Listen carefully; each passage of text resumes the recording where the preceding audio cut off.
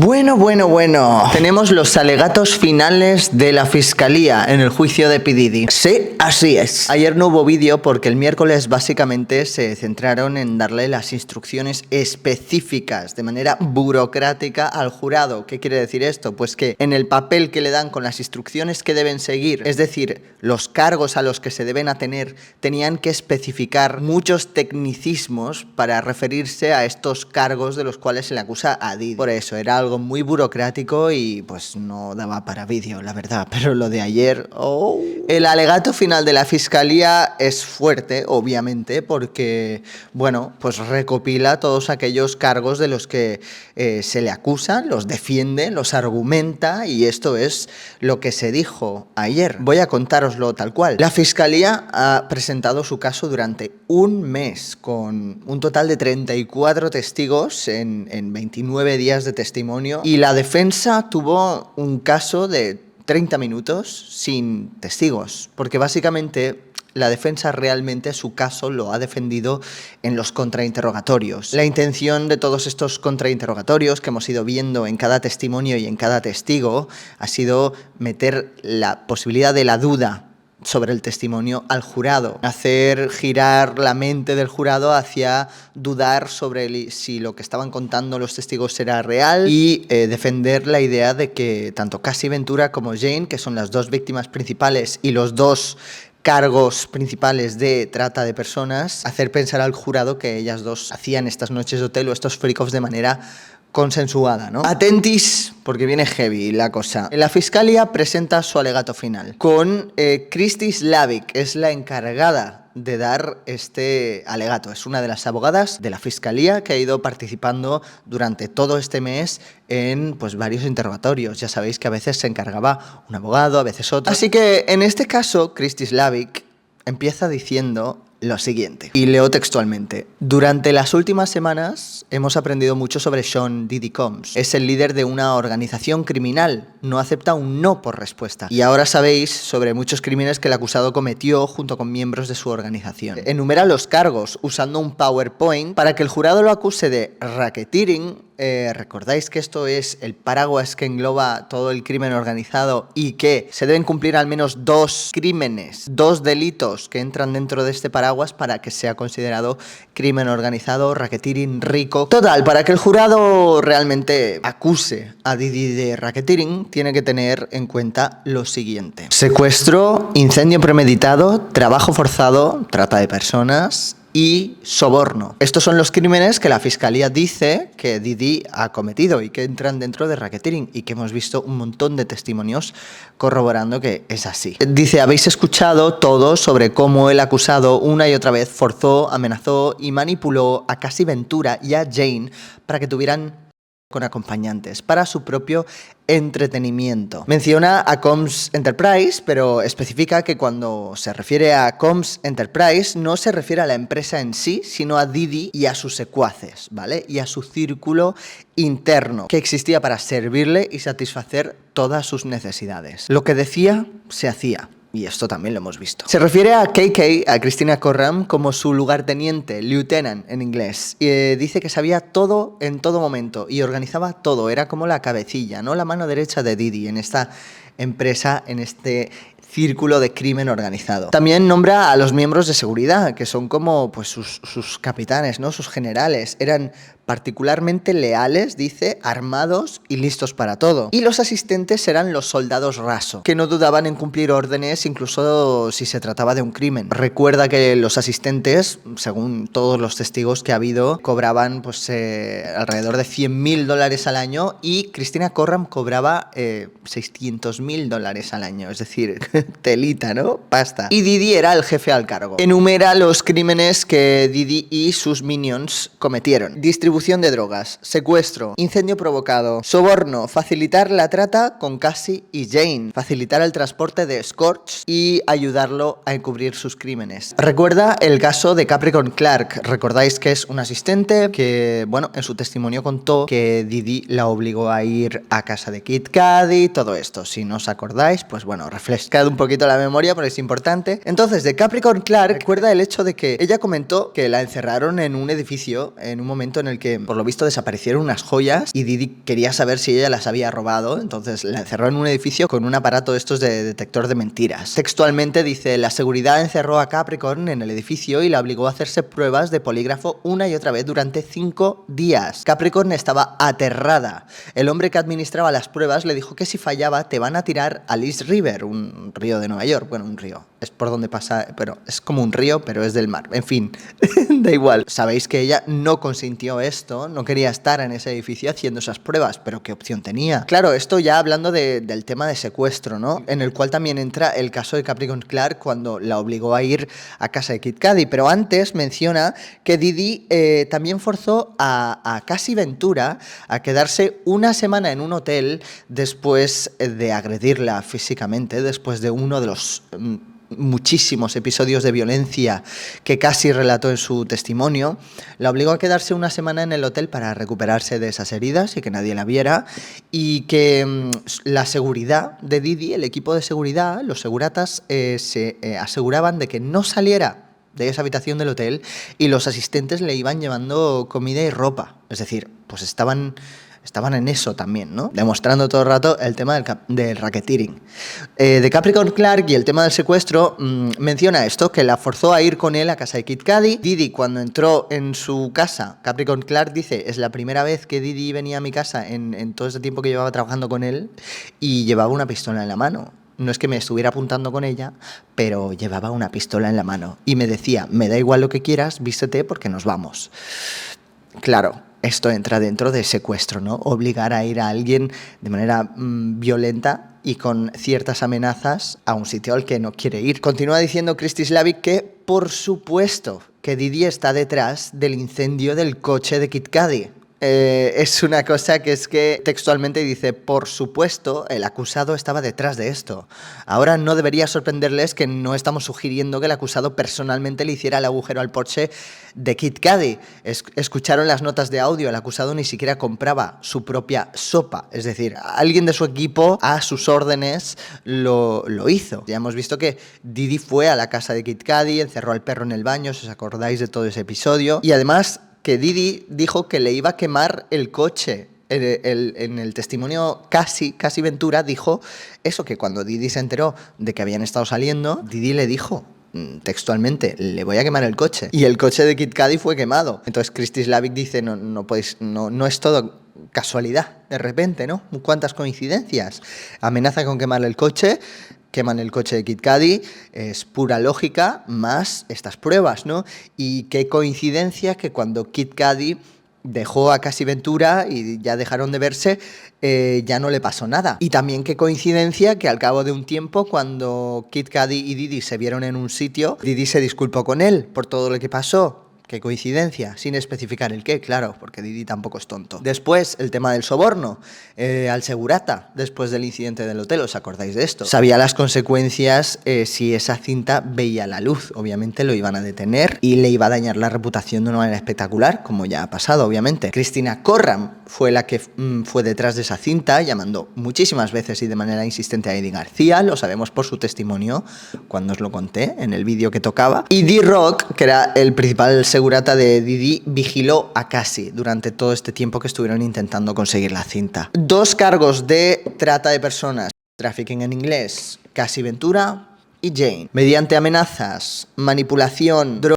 mentiras y violencia, las obligaba a performar estos actos de relaciones íntimas con varios escorts durante todo el tiempo que duró la relación. En el caso de Cassie Ventura, 11 años, de 2007 a 2018, y en el caso de Jane, 3 años, de 2021 a 2024. Christy Slavic dice textualmente: este no es un intento de criminalizar relaciones disfuncionales o preferencias sexuales poco convencionales. Reconoce que al principio de la relación, tanto Jane como Cassie accedían a estos freak-offs o noches de hotel. No todas las noches de hotel o todos los freak-offs tienen que ser fruto de una coacción. Con que una solo haya sido forzada, ya es criminal y ya es castigable. Ya es un crimen. Y la ley tampoco exige que las víctimas digan no explícitamente ni que intenten huir todo el rato. La ley no exige eso por parte de la víctima para que se considere abuso y por lo tanto un crimen. Esto lo dice explícitamente para que el jurado lo tenga claro. Enseña Slavik fotos de los 27 nombres que han ido saliendo de diferentes escorts. La conducta del acusado tenía un solo propósito: hacer que Jane aceptara participar en las noches de hotel. Y debido a que el acusado sabía exactamente lo que estaba haciendo, esto constituye tratas. Ponen también un audio de Didi cuando Jane intentó negarse a una noche de hotel. Y este audio ya lo hemos escuchado en otro vídeo, pero os lo vuelvo a poner.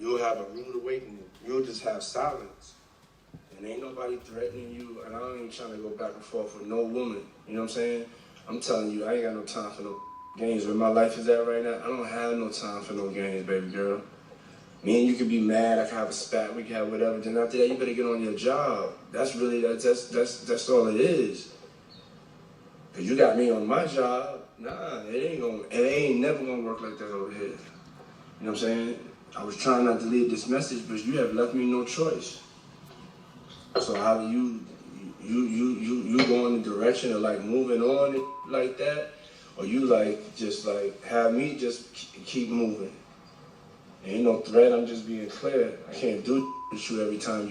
Los mensajes que Jane le mandó a Didi al enterarse de la demanda de Cassie habla muy claro, dice Slavik. Leyó trozos de estos mensajes como: siento que estoy leyendo mi propio trauma sexual. Eso le dijo Jane cuando leyó la demanda de Cassie. Eso es lo que le dijo Jane a Didi. Esto es explotación sexual que has disfrazado de amor y tus fetiches asquerosos. Esto le dice Jane en algunos mensajes que leen que le mandó a Didi. Didi sabía exactamente lo que estaba haciendo. El hecho de que consintiera una vez no significa que siempre era consentido. Todo esto es lo que va diciendo Christy Slavik. Enseñan un mensaje de Jane a Christina Corram, y esto es heavy, pidiéndole ayuda. Esto fue en el momento en el que Didi empezó a amenazar a Jane con mandarle estos vídeos explícitos que Didi grababa de estas noches de hotel, mandárselos al padre del hijo de Jane. El mensaje es el siguiente: hola, sé que normalmente no te involucraría en nada, pero él acaba de amenazarme con unos vídeos sexuales que tiene de mí en 2 teléfonos.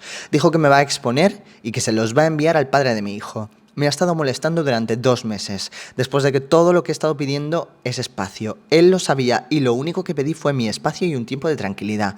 Estoy traumatizada por mi experiencia con él y estoy sanando en privado, pero él sigue molestándome. Y ten en cuenta que estos son vídeos en los que estoy fuertemente drogada y haciendo cosas que él me pidió durante los últimos 3 años, cosas de las que ahora me estoy recuperando. Todo esto es extremadamente doloroso, muy doloroso. Que me haya explotado todo este tiempo y luego me amenace con estos vídeos, por favor, hazle entrar en razón, porque esto no es justo para mí en absoluto. Estoy más allá de herida por él. La respuesta de Christina Corram era como, bueno, desescalar la situación y que ya hablaré con él, qué tal, voy a ver qué consigo y todo eso, ¿no? Sigue hablando con ejemplos de las veces que Didi manipuló a Jane. Cuenta, pues, bueno, ejemplos de cosas que Jane ha ido contando en su testimonio y hace hincapié en uno en concreto, que es, no sé si os acordáis, que os conté del incidente en el que Didi fue violento por primera vez con Jane. ¿Os acordáis que os dije que fueron a casa de Jane? La casa que Didi estaba pagando 10.000 euros al mes de alquiler. Empezaron a discutir porque Jane le decía que había estado de viaje con otra chica. Entonces, pues Didi empezó a perseguirla por la casa, a tirar puertas abajo. Cuando Jane intentó huir, le pegó una patada en la pierna haciéndole caer, la cogió por el cuello y la empezó a ahogar. Jane se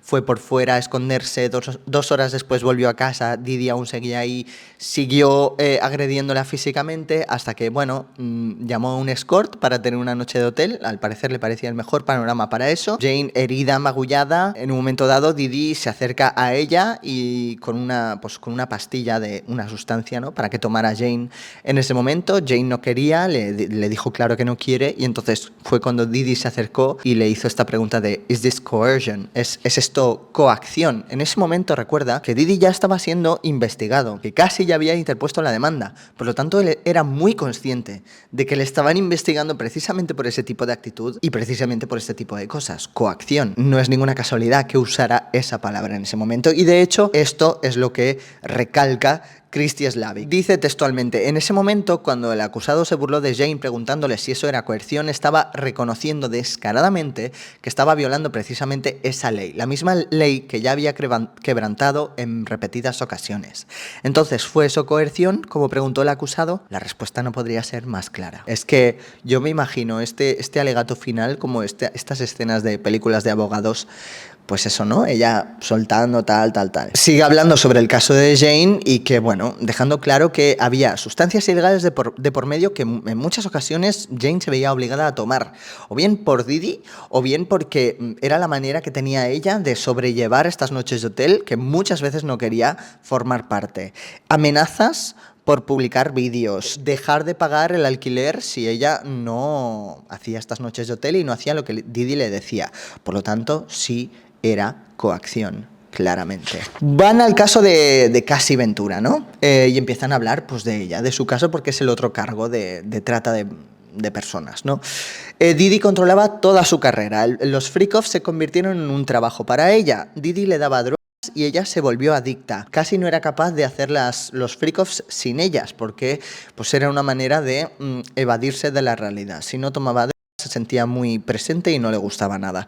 Recordemos, Cassie tenía 19 años cuando empezó a salir con Didi y Didi tenía 36 años. Él era su jefe, él le firmó en su discográfica, él controlaba todos sus business, controlaba hasta su aspecto, el último pelo de la cabeza bien colocado, él lo controlaba, los estilistas le tenían que mandar fotos sobre el look que le había hecho para que Didi los aprobara. Recordáis todo eso, ¿no? Claramente una dinámica de poder. Es un caso de grooming, pero de aquí a Lima. De hecho, David James, uno de los ex asistentes, en su testimonio dijo que una vez le oyó a Didi decir sobre Cassie que ella es muy moldeable, que está encantado porque puede hacer lo que quiera con ella. Le pagaba todo, no solo la casa como a Jane, sino el teléfono, el coche, todo, le pagaba todo. Entonces había una dependencia económica total por parte de Cassie. Enumera algunos casos de violencia. Christy Slavik, hablando de todo esto, lo que os estoy diciendo es como si es lo que está diciendo Christy Slavik, ¿vale? Enumera algunos casos de violencia en esos 11 años de relación, como la fiesta de Prince, que recordáis que Cassie se fue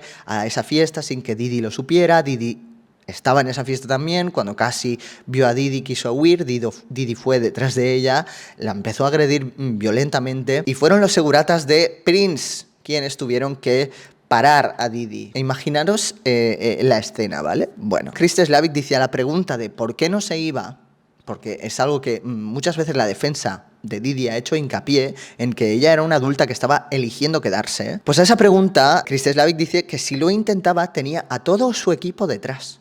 En algunas ocasiones que Cassie quiso escapar, aunque fuera un tiempo de esa situación, Didi mandaba a sus seguratas, a los asistentes, a Cristina Corram a vigilar, llamarla 40.000 veces. Didi le explotaba el teléfono, los seguratas la vigilaban. O sea, era una cosa que es que Cassie Ventura estaba claramente atrapada. Es que atrapada y atrapada hasta el final. Y Christy Slavik recuerda el momento que Cassie testificó en esa cena que tuvieron en 2018, ya después de haber dejado la relación. Tuvieron una cena, se supone, para hablar las cosas. Didi la acompañó a su casa y ahí la vio. Y esto es lo que relató Cassie en su testimonio, es decir, hasta el final Didi estaba ahí destruyéndola, pero es que hasta el final. Pusieron el vídeo de la agresión del hotel, lo pusieron otra vez, entero. Ese vídeo es Cassie Ventura huyendo de un freak-off y Didi no la deja irse, la obliga a quedarse, a continuar ese freak-off. Si eso no es trata de personas o trabajo forzado, yo ya no sé. También la amenazaba con publicar vídeos. Cassie Ventura se quedaba por miedo, no por elección, al contrario de lo que quiere alegar la defensa. Dice textualmente: todo se reduce a esto. ¿Qué opción tenía Cassie al final? Visto en el contexto completo de su relación, Cassie no tenía la libertad de tomar decisiones voluntarias como adulta. Para todo esto, y vuelven al caso del racketeering, Didi necesitaba gente para proporcionarle sustancias, para preparar habitaciones, para gestionar vuelos de los escorts, asistentes, Cristina Corram, todos eran partícipes, sabían lo que estaba pasando y lo ayudaban a hacerlo. Le recuerda al jurado Slavik que Didi transportaba escorts todo el rato.